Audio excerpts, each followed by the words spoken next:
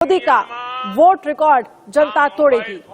Data अगर दुनिया में सस्ता क्या होय तो ये भारत में छे, एटले तमारा मोबाइल फोन नो चमकारो छे। हूँ आपने एक आंकड़ो आपू, आंकड़ो याद राखशो दोस्तों, एक आंकड़ो आपू, आंकड़ो याद राखशो। जरा जोरथी जवाब चालू राखो, तमे तमारी लाइटो बंद ना करता।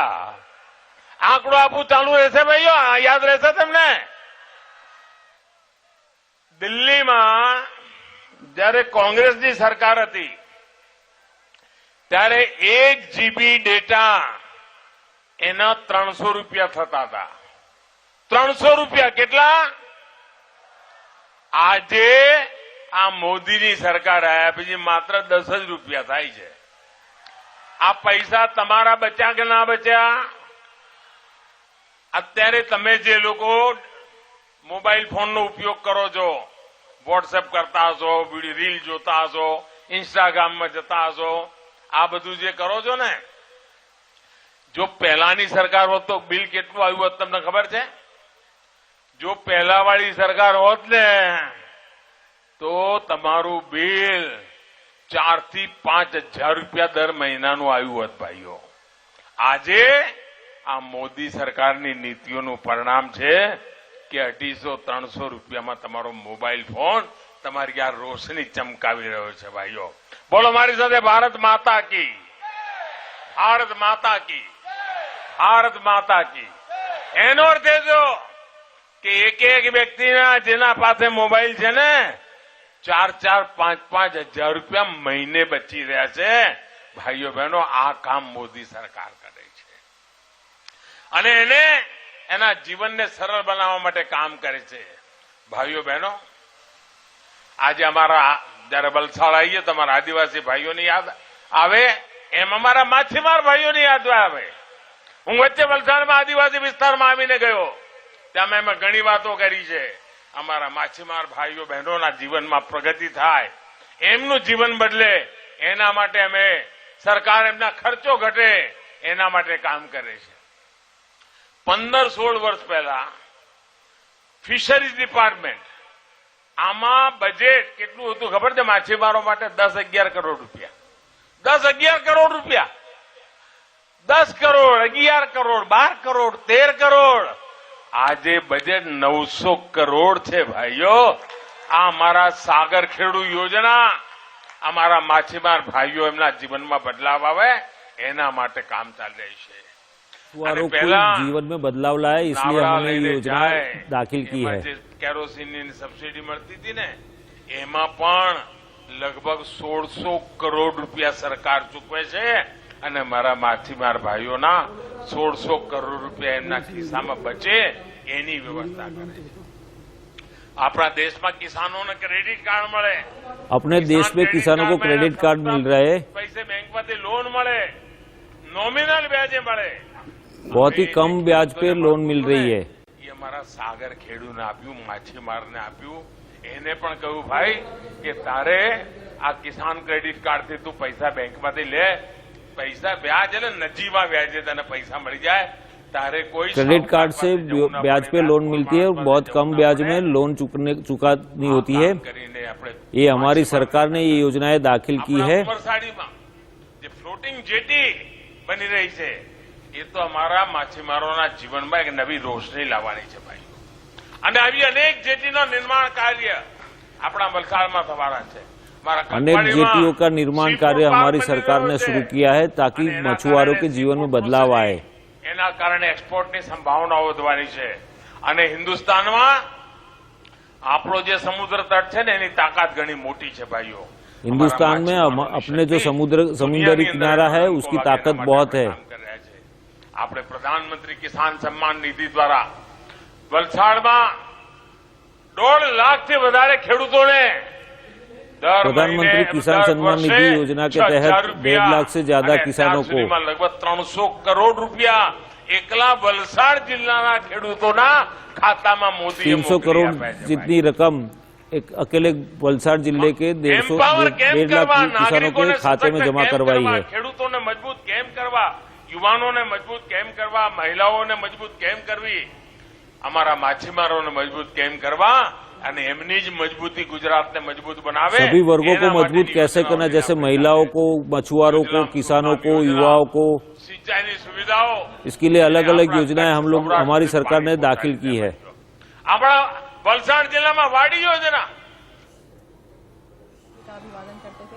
नमस्कार, मैं हूं मनोज मनु, आप देख रहे हैं इंडिया न्यूज। हमारा खास कार्यक्रम आंकड़े हमारे फैसला आपका लेके देश के प्रधानमंत्री नरेंद्र मोदी इस वक्त वलसाड़ में एक चुनावी सभा को संबोधित कर रहे हैं और चुनावी सभा में वो तमाम कल्याणकारी योजनाओं का जिक्र कर रहे हैं। वो बता रहे हैं कि आखिर सरकार ने किस तरीके से कल्याणकारी योजना, चाहे वो मछुआरों के लिए हो या आदिवासी समाज के लिए हो, तमाम योजनाओं का जिक्र कर रहे हैं। किस तरीके से कम ब्याज पर आपको पैसा मिलेगा और उस पैसे के जरिए आप अपने व्यवसाय को कितना आगे बढ़ा सकते हैं, इन बातों का जिक्र कर रहे हैं। साथ ही वो ये बताने की कोशिश कर रहे हैं कि चुनाव आपको लड़ना है, आप ही को जिताना है, हम तो सिर्फ अपनी जिम्मेदारी निभाने आए हैं। तो कुल मिलाकर वो ये बताने की कोशिश कर रहे हैं कि गुजरात की जनता खुद ये चुनाव लड़ रही है और गुजरात की जनता के लिए ये चुनाव अपना चुनाव है, इसलिए आप अपना चुनाव रखकर, अपना चुनाव देखकर आप उम्मीदवारों को वोट दीजिए। तो कुल मिलाकर इस वक्त आंकड़े हमारे फैसला आपका कार्यक्रम हम शुरू करने जा रहे हैं और ये कार्यक्रम है देश के प्रधानमंत्री नरेंद्र मोदी के ऊपर और नरेंद्र मोदी की आखिर विदेश में किस तरीके से बढ़ रहा है डंका, इसे भी समझिए।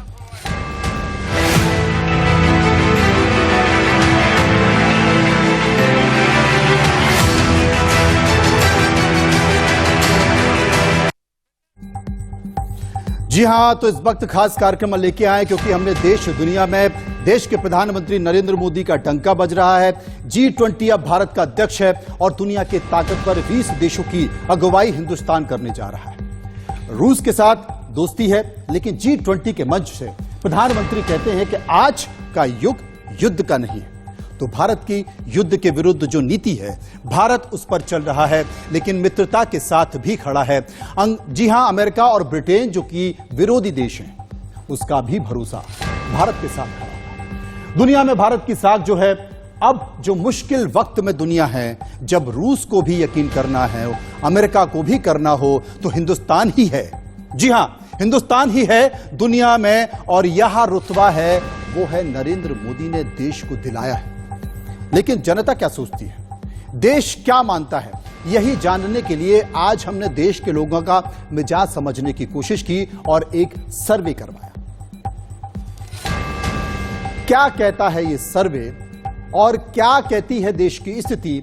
नरेंद्र मोदी ने देश के लोगों को किस तरीके से भरोसा दिलाया और विदेश में किस तरीके से आखिर डंका बज रहा है, इसे लेकर कुछ सवाल हमने पूछे हैं। क्या है वो सवाल, आपके सामने लेकर आ रहा हूं। पहला सवाल, जी हां, पहला सवाल हमने लोगों से पूछा कि रूस के साथ दोस्त के तौर पर खड़ा रहने में मोदी सरकार के फैसले को आप क्या मानते हैं, क्या इस फैसले से सहमत हैं? आपके टीवी स्क्रीन पर वो दिए हुए लोगों की राय, देश का मूड है। करीब 79.39% लोग कहते हैं कि हां, अगर भारत रूस के साथ खड़ा हुआ है, नरेंद्र मोदी रूस के साथ खड़े हुए हैं, तो वाकई ये एक अच्छा फैसला है और ये जरूरी फैसला भी है। लेकिन ना कहने वाले लोग हैं 11.83% लोग कहते हैं कि नहीं, ये ठीक नहीं है, कह नहीं सकते या पता नहीं है, वो 8.78% लोग। यानी कि रूस हमारा बहुत पुराना मित्र है और हमने लोगों से पूछा कि अगर भारत की सरकार या देश के प्रधानमंत्री मोदी अगर रूस के साथ खड़े हुए हैं, तो क्या आप मानते हैं ठीक है? 79.39% लोग मानते हैं कि बिल्कुल ठीक है। यह हमारा पहला सवाल था जो कि हमने देश की जनता से पूछा और जानने की कोशिश की और समझने की भी कोशिश की। लेकिन इस पर हम चर्चा करते हैं और समझने की कोशिश करते हैं कि अगर भारत सरकार का यह फैसला है तो लोग क्या मानते हैं। यासिर जिलानी जो कि प्रवक्ता है बीजेपी के, हमारे साथ मौजूद हैं। गरिमा दौसानी जो कि नेता है कांग्रेस की, वो हमारे साथ हैं। अरविंद सिंह तेजाबाद जो कि अंतर्राष्ट्रीय मामलों के जानकार हैं, वो भी हमारे साथ मौजूद हैं। सबसे पहले अरविंद जी के पास चलेंगे। अरविंद जी, क्या मानते हैं, अगर भारत रूस के साथ खड़ा हुआ है या मोदी सरकार रूस के साथ खड़ी हुई है, तो एक बड़ी संख्या है देश की जो कहती है कि बिल्कुल ठीक है, क्या कहेंगे?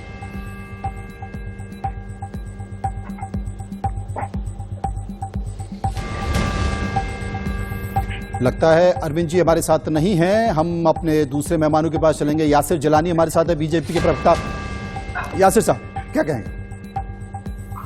देखिए, अभी हमने देखा है पिछले 2 दिन पहले प्रधानमंत्री जी जिस तरीके से अंतर्राष्ट्रीय स्तर पे जो दूसरे राष्ट्र के राष्ट्राध्यक्ष थे और उनकी मुलाकात जब हुई, चाहे वो ऋषि सुनक हो, यूनाइटेड किंगडम के प्राइम मिनिस्टर, चाहे वो एंथनी अल्बनीज हो, चाहे वो इमैनुअल मैक्रोन हो, मैं उस पर चर्चा करना चाहूंगा कि कैसे उनकी बॉडी लैंग्वेज जब वो मुलाकात कर रहे थे, जब वो मिल रहे थे। मैं और पहलू पे तो विस्तार से हम लोग चर्चा करेंगे जरूर, लेकिन जो बॉडी लैंग्वेज थी किसी राष्ट्राध्यक्ष की, पहली बार हिंदुस्तान के प्रधानमंत्री की, और जो दूसरे राष्ट्राध्यक्ष थे, जो गर्मजोशी थी मुलाकात में, जो एक तमाम भारतीयों का गर्व का क्षण था, गौरव का पल था, वो दिख रहा कैसे दूसरे राष्ट्राध्यक्ष प्रधानमंत्री की तरफ आगे बढ़ के मिल रहे। ये भारत ने अपना मुकाम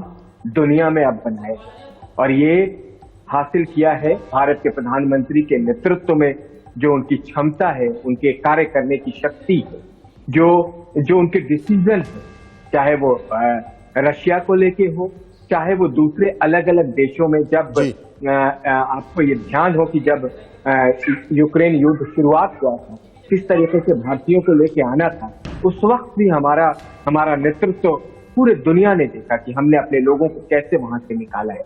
और अगर हम इस सीरीज में जाएं तो बहुत लंबी हम चर्चा कर सकते हैं। अफगानिस्तान से हमने लोगों को निकाला, हमने कतर से निकाला, और नेतृत्व दिख रहा और जो अब दिख रहा है। मैंने तो सिर्फ 2-3 राष्ट्राध्यक्षों की बात करी कि किस तरीके से उनकी बॉडी लैंग्वेज थी। अमेरिका जो सबसे बड़ा देश है, उनको भी हमने देखा है कि आज भारत की तरफ वो भी देख रहे हैं। तो ये एक लीडरशिप की क्वालिटी है, और यकीन माने जी। गरिमा दोसानी है हमारे पास, बिल्कुल ठीक कहा जिलानी साहब। गरिमा दोसानी है, एक बार उनकी भी राय जान लेते हैं, वो क्या मानती है। देखिए, अगर बात बॉडी लैंग्वेज की शुरू हुई है तो बॉडी लैंग्वेज पर मैं भी आ जाऊं कि कैसे प्रधानमंत्री मोदी ने कहा था कि लाल आंखों से चीन को घूर कर देखना होगा। G20 में हमने देखा कि लाल आंखें तो नहीं दिखा रहे थे प्रधानमंत्री, वो वाली बॉडी लैंग्वेज का जिक्र नहीं कर रहे जिलानी जी। वहीं अगर बॉडी लैंग्वेज की बात करें तो कैसे स्वर्गीय राजीव जी को छतरी लेकर अमेरिका के राष्ट्रपति रिसीव करने और उनको सी ऑफ करने उनकी गाड़ी तक आए थे, उस बॉडी लैंग्वेज की भी जरा बात कर लेते हैं। कैसे जब अंतर्राष्ट्रीय पटल पर इंदिरा जी बोलना शुरू भी नहीं होती थी, सिर्फ मंच की तरफ बढ़ती थी तो तालियों की गड़गड़ाहट जो है वो खत्म होने का नाम नहीं लेती थी, उसको कहते हैं लीडरशिप। और ये जो फॉरेन पॉलिसी की आप यहां पर गुणगान कर रहे हैं जनाब, you should be thankful to the Congress leaders and more so the Congress prime ministers, क्योंकि ये फॉरेन पॉलिसी की मजबूत बुनियाद नेहरू जी के समय पर रखी गई, जिस पर आज भी मोदी जी अनुसरण कर रहे हैं। जो नॉन अलाइनमेंट मूवमेंट था, जो गुट निरपेक्षता पे नेहरू जी और स्वर्गीय इंदिरा जी चले थे, उसी का अनुसरण कर रहे हैं मोदी जी। और आप सबको धन्यवाद करना चाहिए कांग्रेस के लीडर्स का कि उन्होंने इतनी सुंदर रास्ता जो दिखाया, उसी पथ पर बढ़ने का काम आप कर रहे हैं। अगर मैं बात करूं तो आज चीन छोड़िए, ये तो बात कर रहे हैं कि कैसे लीडरशिप क्वालिटी दिखाई पड़ रही है, पर मैं अगर बात करूं तो अटल बिहारी जी ने संसद के अंदर कहा था कि हम अपने दोस्त और दुश्मन तो चुन सकते हैं लेकिन अपने पड़ोसी नहीं चुन सकते। तो आज पड़ोसियों के साथ, जिनके साथ सालों साल से हमारा सौहार्दपूर्ण रिश्ता चल रहा था, आज किस तरह से हमारे रिश्ते पड़ोसियों के साथ खराब हो रहे हैं। चीन के देखा देखी हमको, चीन को मोदी जी तो लाल आंख नहीं दिखा पाए, लेकिन नेपाल हमको लाल आंख दिखा रहा है, हमारी जमीन को, हमारी भूमि को अपनी बता रहा है। ऐसे में इस पर क्या कहेंगे जिलानी जी कि हमारे जो पड़ोसी देश हैं, इन किसी भी देश को अपने बिल्कुल मैं जिलानी जी से भी पूछने की कोशिश करूंगा, मैं जिलानी जी से भी पूछने की कोशिश करूंगा, लेकिन इसके अलावा भी हमने कुछ और सवाल पूछे हैं देश का मूड जानने के लिए, उन सवालों को ले लेता हूं, उसके बाद मैं अरविंद जी के पास आऊंगा। जिलानी साहब मैं आऊंगा, रिबटल कर दीजिए।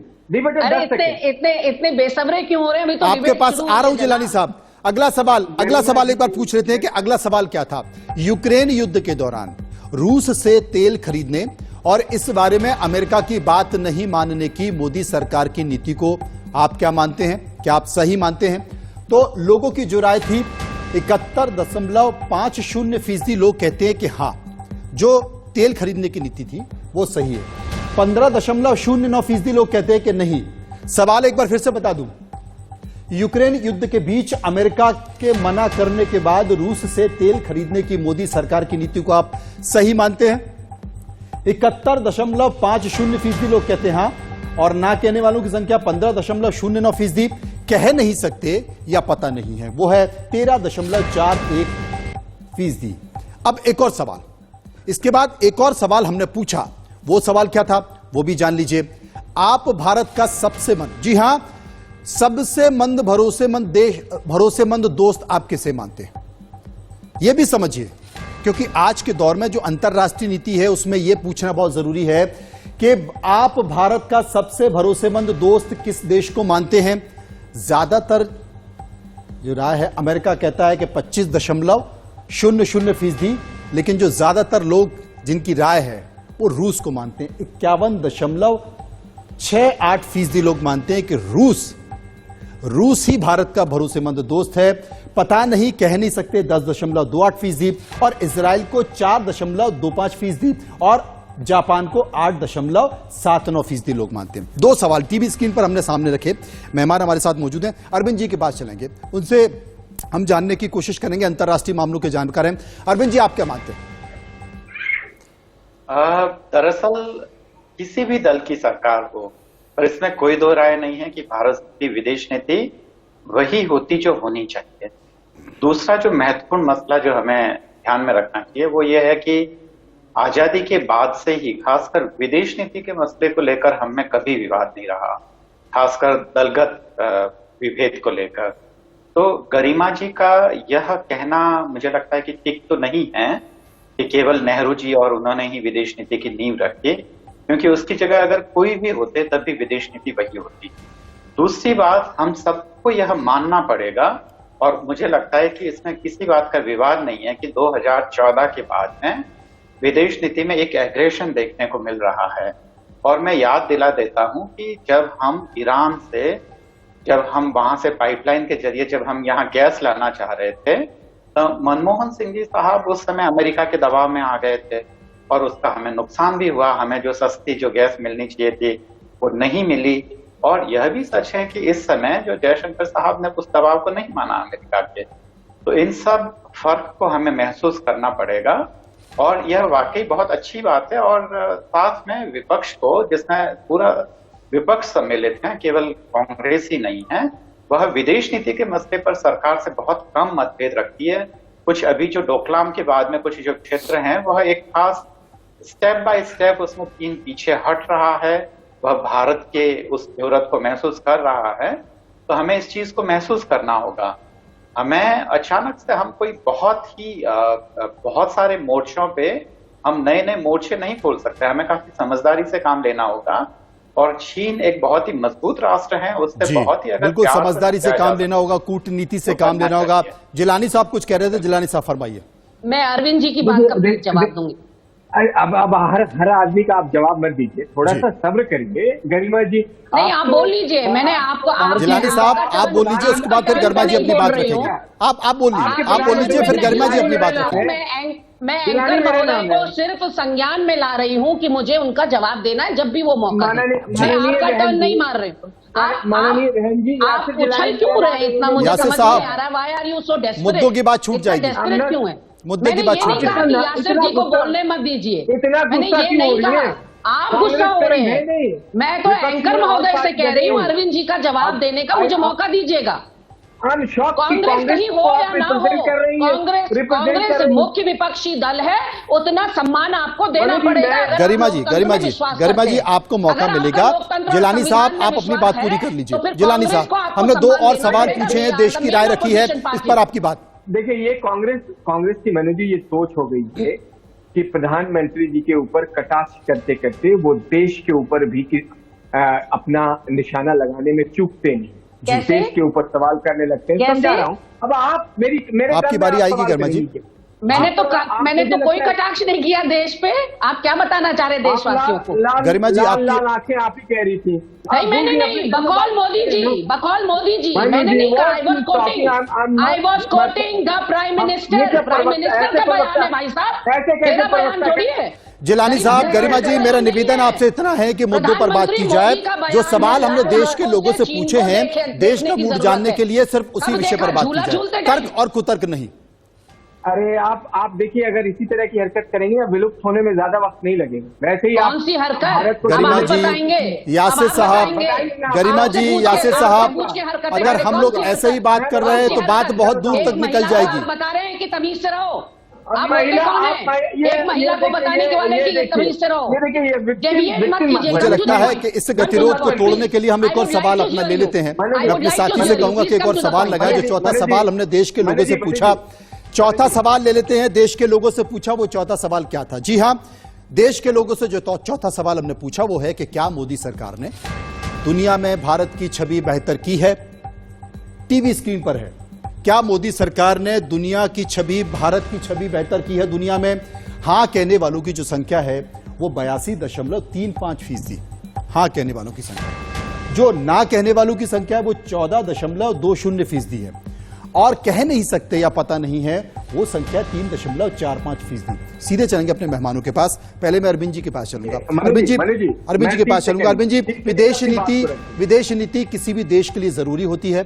वो राजनीति और राजनेताओं से ऊपर उठकर होती है, क्योंकि सरकारें आती हैं जाती हैं, नेता आते हैं जाते हैं, लेकिन विदेश नीति आपकी वहीं खड़ी होती है और वही तय करती है कि आपका देश अंतर्राष्ट्रीय जगत पर और अंतर्राष्ट्रीय मंचों पर क्या उपस्थिति दे रहा है। बिल्कुल ठीक कहा आपने। विदेश नीति दरअसल आपसी मतभेद से दूर होती है जी। और दूसरा, मैं यह निवेदन करना चाहता हूं कि हम लोग यहाँ संवाद के लिए उपस्थित हुए हैं जी, विवाद के लिए नहीं। और खासकर विदेश नीति एक ऐसा मसला है जो उच्च अध्ययन की अपेक्षा करता है, और अध्ययन करने के पश्चात हम लोगों में कोई दो राय नहीं होगी और कोई विवाद या मतभेद नहीं होगा। मैं इसी प्रश्न पे आता हूं। इसी टीवी चैनल पर मैंने थोड़े दिन पहले कहा था कि मोदी साहब नेहरू जी के सच्चे उत्तराधिकारी। तो अब इसमें क्या दो राय हो सकती है? वो है क्योंकि पहले विदेश नीति उनके हाथ था, कांग्रेस का मसला था, और अब उसी विदेश नीति को आगे अगर वो बढ़ा रहे हैं तो वह है। और दूसरा, मैंने यह पहले ही स्पष्ट किया है कि चाहे किसी भी दल की सरकार हो, भारत की विदेश नीति यही होनी चाहिए और इसमें कोई दो राय नहीं है। जैसा कि सर्वे के रिजल्ट्स भी बता रहे हैं और जो न्यूज एक्स ने जो सर्वे किया है वह स्पष्ट रूप से बता रहा है कि आम जनता क्या कहती है। आम जनता का भी यह मानना है कि 2014 के बाद में हमारी विदेश नीति में एग्रेशन आया है, और आज से जब 15-20 साल पहले जब इंटरनेशनल रिलेशंस पे जब पुस्तकें लिखी जाएगी, तब भी उसमें इस बात का साफ हवाला होगा कि हाँ, मोदी साहब के आने के बाद में या खासकर एस जयशंकर साहब के आने के बाद में हमारी विदेश नीति में एग्रेशन आया है, एक जोश आया है, और हम स्पष्ट रूप से कह रहे हैं। नहीं तो आप देखिए, जहां मनु जी, मुझे बहुत जरूरी जवाब देना है। अरविंद जी गरिमा जी, मैं आप ही के पास आऊंगा। बिल्कुल दीजिएगा आप, मैं अपनी बात पूरी कर लेता हूँ गरिमा जी, मैं बिल्कुल सुनूंगा, है ना? जी बताइए। हमें यह भी मानना पड़ेगा क्योंकि हम चीन के मुकाबले में इतनी बड़ी अर्थव्यवस्था नहीं है, तो श्रीलंका में हम लगातार धीरे धीरे ऐसा महसूस हो रहा था कि फेल हो रहे हैं, पर कम आर्थिक संसाधनों के बावजूद हमने श्रीलंका पे वापस अपनी उपस्थिति कायम की है। ईरान से जहां हमें लग रहा था कि चीन ने हमें वहां विदेश नीति के मोर्चे पर मात दे दी है, कम आर्थिक संसाधनों के बावजूद हमें ईरान में भी उपस्थिति बनाए रखी है। और मुझे लगता है कि यह कोई भी शातिर कूटनीतिज्ञ ही ऐसा कर सकता था, अन्यथा अगर कोई और होता तो हम आर्थिक और हमारे जीडीपी का रोना रोके हम वहां से बाहर निकल गए होते। तो मैं बार बार कहता रहा हूं, मैं बिल्कुल निष्पक्ष रूप से किसी भी दल का पक्ष लिए बगैर मैं यह स्पष्ट रूप से कह सकता हूं कि विदेश नीति के मोर्चे पर यह सरकार बहुत ही सफल रही है, बहुत सफल रही है। गरिमा जी के पास चलेंगे। गरिमा जी, इस सर्वे का मतलब है कि नेहरू, इंदिरा या राजीव और डॉक्टर मनमोहन सिंह की नीतियों को खारिज करना नहीं है, बल्कि ये सर्वे हमने देश के लोगों से पूछा नरेंद्र मोदी की विदेश नीति के बारे में, वो ये राय है। अब आप बताइए क्या कहना। नहीं, सर्वोपरि है। जनता जनार्दन का सर्वे सर्वोपरि है। जी। मैं अरविंद जी की बातों को यहाँ पर कंडेम करना चाहती हूँ। एक तो उन्होंने कहा कि नेहरू जी को क्रेडिट दे रही है गरिमा जी, जो कि गलत है। कोई भी प्रधानमंत्री होता तो यही हमारी नीति होती। नहीं अरविंद जी, रुकिए, नहीं, प्लीज लेट मी कंप्लीट। आपने पहले वाले अपने वक्तव्य में, जब पहला टर्न आपका आया था, आपने कहा अगर गरिमा जी नेहरू जी को क्रेडिट देती हैं विदेश नीति का तो गलत देती हैं, क्योंकि कोई भी प्रधानमंत्री होता तो यही विदेश नीति होती। नहीं जनाब, उस समय दुनिया दो गुटों में बटी हुई थी, हम किसी भी गुट का हिस्सा हो सकते थे। नॉन अलाइनमेंट और पंचशील जो है नेहरू जी लाए, जिसका अनुसरण मोदी जी कर रहे हैं, और आपने अपने को खुद कॉन्ट्राडिक्ट कर दिया दूसरे बयान में कि मोदी जी असली उत्तराधिकारी है नेहरू जी का, यानी कि you want to give credit to Nehru ji, लेकिन धीरे धीरे चुपके। दूसरा, आपने कहा अग्रेशन देखने को मिला 1971 से ज्यादा अग्रेशन, जब पाकिस्तान के 2 टुकड़े स्वर्गीय इंदिरा जी ने कर दिए थे। इससे ज्यादा अग्रेशन देखने को मिल रहा है क्या आपको आज की तारीख में? उसके अलावा जिस तरह से मैं थैंक यू कहना चाहती हूं, आपने कहा चीन स्टेप बाय स्टेप पीछे जा रहा है। दैट मींस कम से कम अनलाइक भारतीय जनता पार्टी के स्पोक्स पर्सन और नेता, आपने एक्नॉलेज किया कि हाँ चीन देश के अंदर घुसा था। इन लोगों ने तो एक्नॉलेज ही नहीं करा। इन्होंने तो कहा कहां घुसा है, कौन चीन, किधर चीन। आपने कम से कम कहा स्टेप बाय स्टेप चीन वापस जा रहा है। Thank you so much. अब मैं आपको बताना चाहती हूँ, G20 की अध्यक्षता को ऐसे प्रोजेक्ट किया गया जैसे अमेरिका से हमने छीन लिया होता है। तो फिर जैसे हमने अमेरिका से ताज G20 की अध्यक्षता का छीन लिया होगा। It is alphabetical order.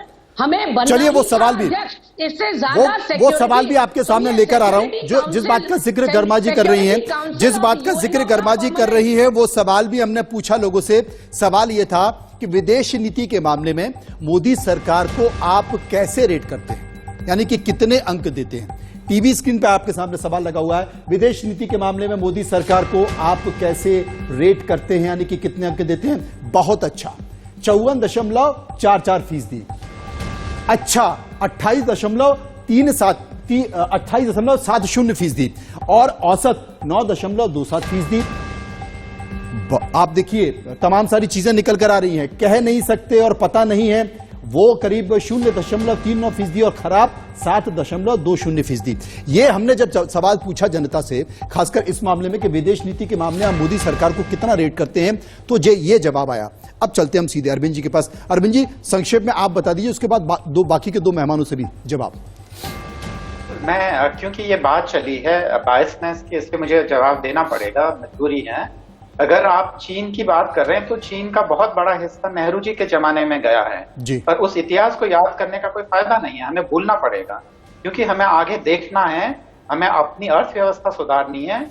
क्या आप इस बात से इनकार करेगी कि इस सरकार ने SCO में भारत के लिए मध्य एशिया तक पहुंचने के लिए रास्ता ढूंढने की पूरी प्रयास किया है? क्या आप यह मानेगी मेरी बात कि पाकिस्तान को अंतर्राष्ट्रीय मंच पर भारत ने एक बहुत बड़ा चैलेंज दिया है और अब भारत का मुकाबला पाकिस्तान से नहीं, सीधा सीधा चीन जैसे एक मजबूत राष्ट्र है।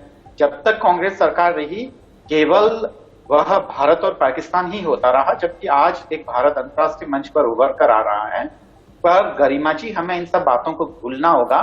बिल्कुल, बाकी सबको भूलना होगा और आने वाली परिस्थितियों को देखना होगा, क्योंकि अंतर्राष्ट्रीय स्तर पर जो परिस्थितियां बन रही हैं वो बड़ी ही चुनौतीपूर्ण बन रही है। यासिर साहब, अरविंद जी जरा मुझे बताएं कि मोदी जी की नीति कंफ्यूज नीति नहीं है। एक तरफ आप अमेरिका चले जाते हैं। गरिमा जी, आप जिलानी जी की बात सुन लें। जिलानी जी, समय कम है जी। देखिए ये कांग्रेस को समझ में नहीं आएगी। दुनिया के तमाम एक्सपर्ट आज के डेट में कह रहे हैं कि भारत बहुत जल्दी दुनिया का तीसरा सबसे बड़ा इकोनॉमी वाला देश बनने जा रहा है। भुखमरी का इंडेक्स देखा है? भुखमरी और कुपोषण का इंडेक्स देखा है जिलानी जी? कौन से नंबर पे है भुखमरी पे भारत? कोई फर्क नहीं पड़ता ना आप लोगों को, लोग भूखों मरते हैं। मुझे लगता है कि फिर हम मुद्दे से भटक गए। हम जिस मामले पर चर्चा करना चाह रहे थे वही जो संवाद की बात कर रहे थे, लेकिन बात विवाद में बन रही है। बहुत बहुत शुक्रिया करेंगे सभी मेहमानों का जिस पूरे पर चर्चा पे, इस पूरे देश की राय पर, देश के मूड पर चर्चा कर रहे थे। और फिलहाल यहां पर रुकेंगे कुछ पलों के लिए, वापस आएंगे तो बात करेंगे हम श्रद्धा और आफ्ताब की। आफ्ताब, तू तो गया।